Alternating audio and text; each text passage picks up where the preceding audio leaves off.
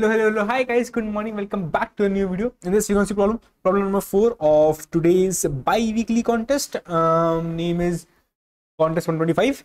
In this, again, we will see the problem, but I'll ask you to pause the video and tell me the answers what I want from you. Okay, cool. Start off. Find the maximum sum of node values. Okay. The problem simply says that you are given an undirected tree. Okay, I'm given a tree. Usually in a contest problem, if I am saying a tree, so there's a high chance that you will be given edges, which means you will be given actually a graph, and you can interpret that as a tree. So you will be working on a graph actually, not a tree, star, node, like not like that, but actually a graph you'll be working on. Cool. But yeah, again, you might also be given an actual tree, which is giving you a root node, and then the entire tree goes with left and right pointers. But yeah, this is, you should think of as soon as you read some words in the problem. Now, the nodes, we have n nodes. Okay, we are saying, and the nodes are numbered from 0 to n-1. Okay, great. And I'm also given a 2D integer array called as edges, because for sure to represent a tree you need to have an edges. So I will have n-1 edges because it's a tree. So if I have n nodes, so I will have n-1 edges. Okay, great. And every edge I can say it's ui to vi, and it indicates there's an edge from ui to bi in a tree. Okay, now you are also given a positive integer k. Oh, that's a new variable which came in picture. Great. And a zero indexed array of non-negative integer called as nums. Oh, okay, of length n, where nums of I represent the value of the node numbered I. Oh, so I am saying I have some nodes from 0 to n-1, but the value corresponding to those nodes are stored in nums of I. Great. Now, Bogdan wants the sum of values of tree nodes to be maximum, which means if I just imagine this as a graph, so these are the nodes 0, 1, 2, but they have the corresponding values, and that is stored in my nums. So I can say 0th node have a value 1, node 1 have a value 2, node 2 have a value 1. So this is a value corresponding to these nodes. What Bogdan wants is, he wants the sum of the tree nodes to maximum, the sum of these nodes, which means 1 plus 1 plus 2. He wants the sum to be maximum. Right now sum is 2, 3, 4. Right now the sum is 4. He wants that sum to be as max as possible. Cool. For which Bogdan he can perform the following operations any number of times. Now the operation which he can apply, there's no restriction on that. He can apply any operations, any number of operations he wants. Now the operation is that he can choose an edge. An edge, as I've told earlier also, is from u to v. He can choose an edge, and the operation he can apply is, he will have the value k, which is given earlier. He can perform the XOR operation on both these values of nums. So he will do nums of u XOR k. Again, this is a XOR sign, and he will modify its value as nums of v XOR k. This is what he can perform. And after performing this operation any number of times, I want to return the maximum possible sum of values which he can actually achieve. Now, as soon as you read the word XOR, pause the video right here and tell me 3 things which you should be knowing about XOR before starting this actual problem itself, because it says just use a XOR, but what 3 things you should be knowing before starting this problem? Now pause it, I'll tell you now. First thing is, you should be knowing how XOR actually works. XOR says simply that if I have a 0 XOR 1, it will give me a value 0, or sorry 1. Or if I have 1 XOR 0, still it will give me a value 1. So I'm saying opposite numbers 0, 1. I'm again thinking in a binary form. Opposite numbers give me value 1. Okay, 1, 0 will give me a value 1. Great. If I have a same values 1, 1, it will give me a 0. 0, 0 will give me a 0. This is the first thing which you should be knowing about XOR. Again, you should be knowing this beforehand. If you're not, then please write this down in some of your notes, and please remember this later on. Now, second thing which you should be knowing is that, okay, A XOR B is actually equal to B XOR A, which means XOR operations are like, they are always same like this. Third thing which you should be knowing is that A XOR 0 is nothing but A itself, and you can infer the same thing, that A XOR A is actually a 0. So again, this is not much important, so I can just put this condition right here also, that A XOR A is 0. So these are 3 things you should be knowing. That's it. Again, for any XOR operations, you just need to know these things. That's it. That's it. So now, after knowing this, let's come on to the problem itself. We have this problem 1 1 2. Now I don't know on which edge I should apply the operation. Maybe I can on some, maybe I cannot. But okay, if I apply the operation, what can happen? What possibly can happen? Okay, maybe I have some value. Let's say I have some value which is num of I. I have that value, nums of I. Nums of I have the value. I can apply the operations on any of this, which means let's say the binary form of this is 1 0 1 1 0 0 and 1. Let's say this is a binary form. Now I have the value of k which is fixed. I can represent the k also in the form of binary. Okay, I represent the k. Now whatsoever k value is, what can be a possible option if I apply a XOR? I'm just asking what can be a possible option after I apply a XOR. Maybe my nums of I XOR k decrease, which means the final result is nums of I XOR k. So if I put a 1 here, 1 here, 1 here and 1 here, or maybe anywhere, okay, 1 here and 0 here, and the rest all are like when I'm not placing anything, it's 0. So for sure, if I'm not placing anything, it's 0. So it will become a 0 0 0 and it will become a 1. So you saw, and all these are actually 0 by itself because it's a 0 0. So you saw that the value decreased. Okay, the value decreased. Now, okay, what if I strategically place some k? Again, I'm just trying for different k and showing you that what possible nums of I XOR k value can be. Again, right? So if I have, again, but k is fixed for you. I'm just showing you that what a possible values can be. If I have a 1 here, and maybe a 1 and 1 here. Let's imagine. So it will become a 0 1 1 1 1 1 1. So you saw the value actually increased. So my ultimate aim for you to tell is that if I have a k value is fixed, but if I do a nums of I XOR k, so this value, which means it can either become more than nums of I or can become less than nums of I. So this nums of I XOR k can either become more than nums of I or can become less than nums of I. Aryan, will it not remain same? Bro, if you remembered, something to remain same, you have to do a XOR with a 0. And my k value, if I go back and check, my k value is starting from 1 itself. So it will never remain same. So it will either increase or decrease. Okay, great. So now I know one thing, that if I have to modify this value and do a XOR with k, so it can either increase or decrease. Okay, but and my k is fixed, so I can right now tell you if it will increase or decrease. Oh yeah, bro, that's actually true. So I can just go and ask him, bro, if I do a XOR to you, will you increase or decrease? So he will say, bro, if you do a XOR with my k is 3, so bro, I will increase. Bro, I will increase, because you can see 1 is this, and 3 is 1 1. So if I do a XOR, it will become a 0, it will become 1. The value became a 2. So this 2 is actually increasing, right? So I can just do a simple XOR operation between nums of I and my k, and then ask, bro, if I do a XOR to you, will you increase or decrease? So you will say, Aryan, it will increase. If I do a XOR with you, okay, he will also increase. If I do a XOR with you, 1 0 1 1, oh bro, I decrease. Bro, I will decrease. Okay, bro, he will decrease.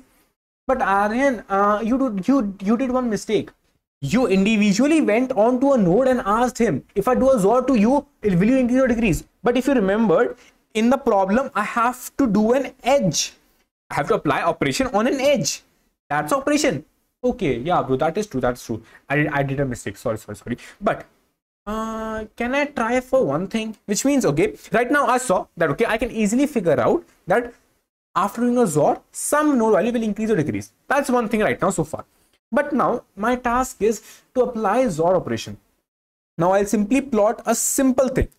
Again, I will try to use the properties of XOR I have in my plate. I know the values. Again, I'm showing you the values. Okay, values are A, B, C, and D. Now I figure out by simply having this condition, okay, the value will increase or decrease by doing a XOR. I figure out if I do a XOR with, let's say the value is k is here. If I do a XOR with A XOR k, I'll do, value will increase. Okay, value will decrease, value will decrease, value will increase. So I'm just right now saying, okay, it is good to do XOR here. It is not good to do XOR here. It is not good to do XOR here, but it is good to do XOR here. So I'm saying this fact. But Aryan, if you remembered, again I'm repeating the same thing. Aryan, you told that you have to do in a pair, which means if you are applying a XOR, so you have to apply at both these locations. Bro, that is true. Which means if I do a XOR, I'll do a XOR K. And I say that A XOR K I will do because I know it will actually increase. And same way I'll do a B XOR K here also. But it will increase, it will decrease. So technically, I never know if it is actually increasing or decreasing until unless, because there are multiple nodes, all that stuff. But I can repeat the same thing, which means now this is the value. If I do a XOR K and I'll do a C XOR K, which means I applied the XOR between these two pairs. Oh, yeah, that's great. What's great in this? The great is that K XOR K became a 0. K XOR K became a 0. So this will cancel each other. It will become back to B, which means XOR factor cancelled. So, and I don't want to do a XOR with, I don't want to do XOR of K with B because I knew value will decrease and I did cancel it. Okay, but bro, C also didn't want it.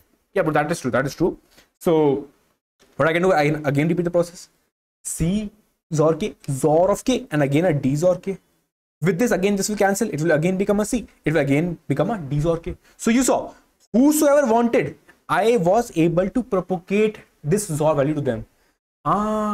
Which means no matter, again, it's a tree structure. No matter how the tree structure is designed, if I have a node like this, and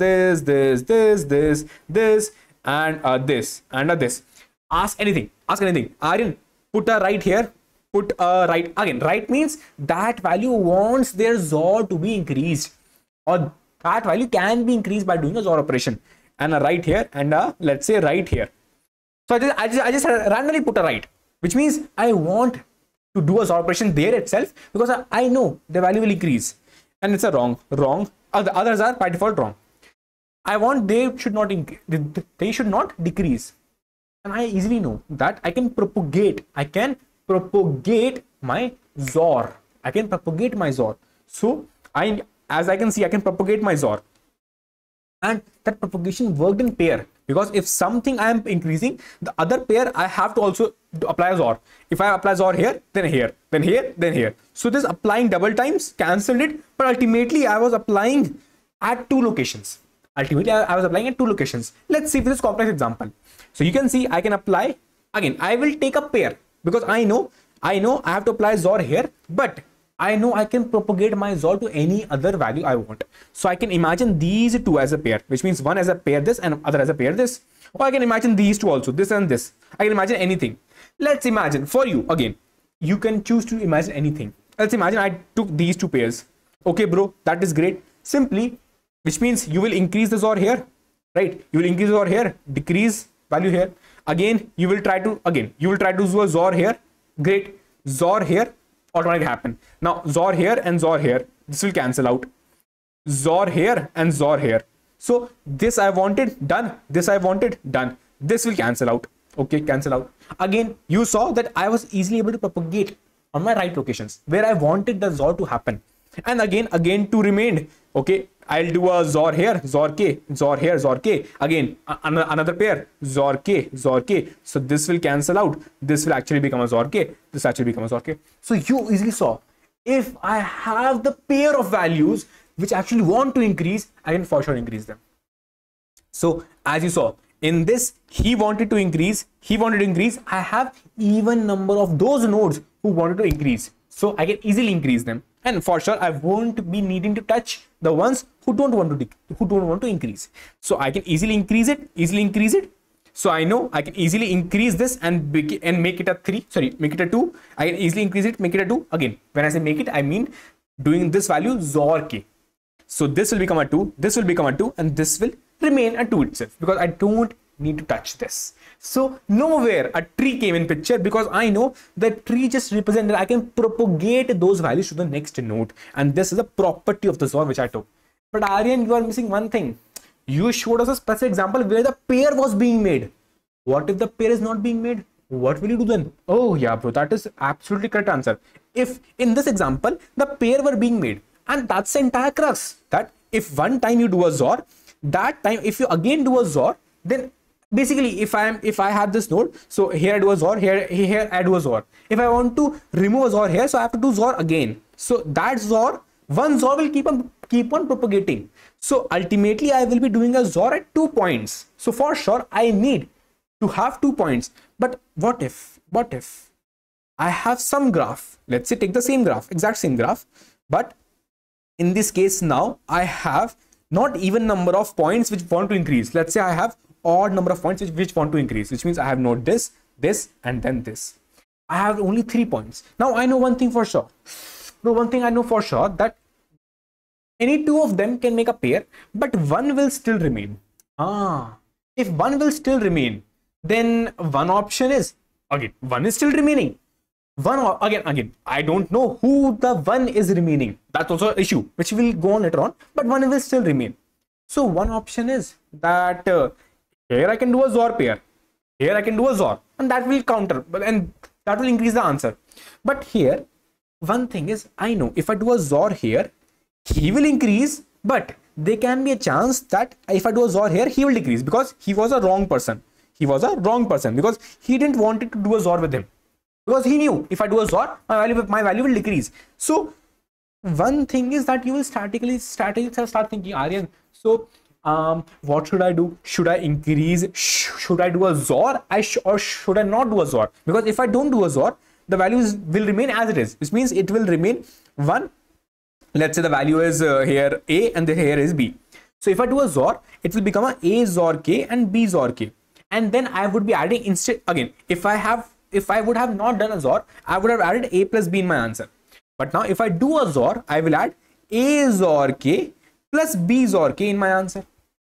Now, Aryan, so what you are saying is that both can be, whosoever is large, I don't know, I never know, because one is increasing, one is increasing, one is decreasing. So whosoever can be large, which means it can be possible that A plus B is large, or it can be possible that A XOR K plus B XOR K is large. So shall I try for both of them? Yeah, bro, you can try, but here you considered that you are leaving this specific node only. Here you considered that you are leaving this specific node only. But what if I say that you can take these two nodes as a pair, and leave this node? So now you will get confused. Aryan, I was so close to the question, but now I am confused. Which value to not take or take?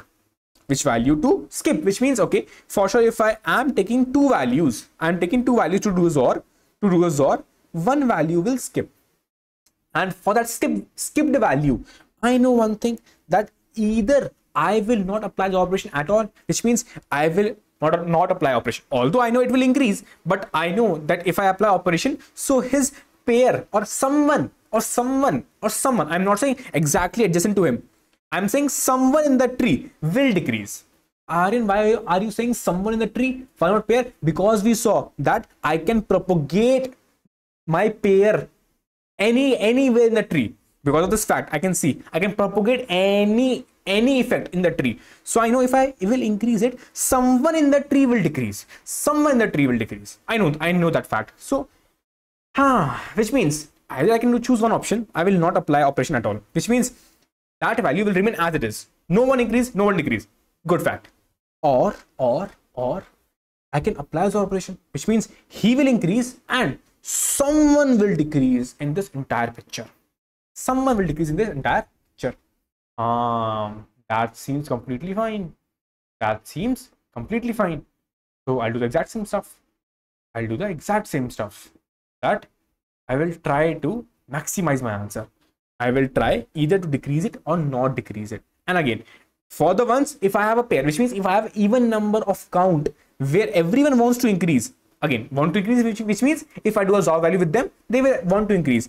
If I have an even number of count, great. If I have odd number of count, I will keep track. I will just keep track of, bro, whosoever is willing to sacrifice. Who will be the Bali ka bakra here? Whosoever want to sacrifice, that value will sacrifice. Whosoever value want to sacrifice, I'll sacrifice that value. Because I know I'm doing a XOR with other value. So I'll simply try to sacrifice the value itself. One value will be sacrificed if I do a XOR here. And simply I will do a XOR and try to see if I can get the maximum answer. So if for even, all of them will be gone, all of them will be increased. For odd, one value I will try to sacrifice, and I can also take, okay, I will not sacrifice anyone at all. So I can simply say one thing, that I will have my sum, I will have my count, I will have my bali ka bakra, which means what is the sacrifice I am actually getting, and I want to minimize that sacrifice. And again, that sacrifice bali ka bakra will only be taken when my count of that thing, which means increasing thing, again when I say increasing, which means count when I actually apply a XOR operation that is even, which means I have even number of nodes which actually want to increase. So I will not apply this bali ka bakra, but I have odd, which means one will be the bali ka bakra in that case. So I'll simply say, I'll go on to my all the elements. If my element is XOR k, again, please make sure to put the brackets, because XOR operations and greater than operations, you will actually encounter precedence issue. So make sure you apply brackets here, that okay, now if element XOR k is more than the element, which means he wanted to increase. If he wanted to increase, bro, simply do one thing, simply increase it, bro, simply increase it. I'll simply increase it. Okay, and when I say increase it, which means I want to add its contribution. The answer contribution is element XOR k, and then even if I'm increasing or not, I will make sure, what if he is the bali ka bakra in this case, which means I don't know if my count ultimately will be even or odd. So I just made one thing, that okay, I will keep track of the count also, who all wanted to increase, that is the count, who all wanted to increase. Now if this count ultimately in the end is odd, if it is even, simply your sum is the maximum sum, return that. But if that count is odd, then you have to reduce the effect of bali ka bakra. Okay, I'll simply take bali ka bakra and I will try to minimize the value of bali ka bakra. How is that? One thing we saw, that one option is we will not apply operation at all, right? You remembered, one option is that I am trying to increase it. Again, remember this, that you had one option, that okay, these two will increase, these two want to increase, XOR k, which means these two want to increase, but let's say he don't want to increase and he want to increase. So I had, okay, pair I am forming, but I am also maintaining that if I skip something, or if I take something, which means if I do a XOR k with him, then he will increase, he will decrease. So I told you that either I can say one thing, that if its value is A, its value is B, so his value become a XOR k, his value will become a B XOR k. I know this is more. So the sacrifice he is taking again, and I am saying now, right now, I will not do XOR k. I will not do XOR k. So if I am not doing a XOR k, the sacrifice which this person B is giving is B XOR k minus of its original value. So I am just simply saying the growth which I could have got by doing a XOR k, I am not doing it. And Aryan, it's a bit confusing. Why are you doing this in the first place? Ultimately, you can do one thing, that you can easily take or not take this. So if you remembered, I am adding this already in my answer. So this contribution I am adding, I'm imagining he will for sure do a B XOR k. So ultimately in my answer is, let's say he's C, he's D. So in my answer is, I'm doing a C XOR k, D XOR k, and he's a A itself. So ultimately in my answer, I'm trying to do C XOR k, D XOR k, plus either I'm doing a plus B, or I want C XOR k, D XOR k, plus A XOR k, plus B XOR k. So I am saying right now is, I'm for sure doing a C XOR k, D XOR k, and B XOR k. Now what's the difference to reach here? If now I'm making this specific answer, so what's the difference to reach here? The difference to reach here is B XOR k minus B. So I have to subtract this difference. Let's say that the difference D is B XOR k minus B. I have to subtract this difference D from this original sum. Let's say it is a sum. I have to subtract from my sum this value B XOR k to reach here. Aryan, not only this, you have to also subtract here. Hold on, bro, hold on. I know that. I'll go into it later on. But yeah, you have to subtract this to reach here. Okay, great. Okay, great. But Aryan, you remembered one thing. I told you this will never go. Why? Because if something I know he will never increase, I will never do a A or K to him. So he will remain as it is. He will remain as it is. So he will remain only A. And that is the else case. That if something I know will never increase, which means E or K is never increasing, simply keep it as it is. And simply add element only. Add element only. But if I'm adding element only, again, there can be a chance. What if he's a Bali Bakra? Here I imagined that this can be a possible answer, right? But what if he's the Bali Bakra here? Now, maybe chance that he's a Bali Bakra. Can be chance that he's a, when I say he's a Bali Bakra, which means he is sacrificing. He would have gone and done a B or K, but now I'm saying please bro do a B, which means his sacrifice is nothing but D, is nothing but the difference D, which is B or K minus B. It is the sacrifice of B. But if I actually purposely apply Zor K on A, so his sacrifice is okay, A Zor K. So this is more, this is less. So his sacrifice of A will be A minus A Zor K. So this is the sacrifice of my A.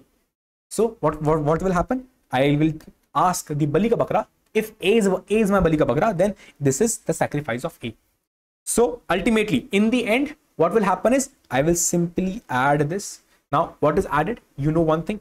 The thing which is added is I have added C Zor K plus D Zor K plus A plus B Zor K.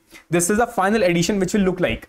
Now I showed you. I know that if the count would have been even, which means I would have a E Zor K also. So you can see count would have been even. If the count is even, okay, bro, wallah, your answer, your sum is the answer itself. This is the answer. This is the answer. Return that answer.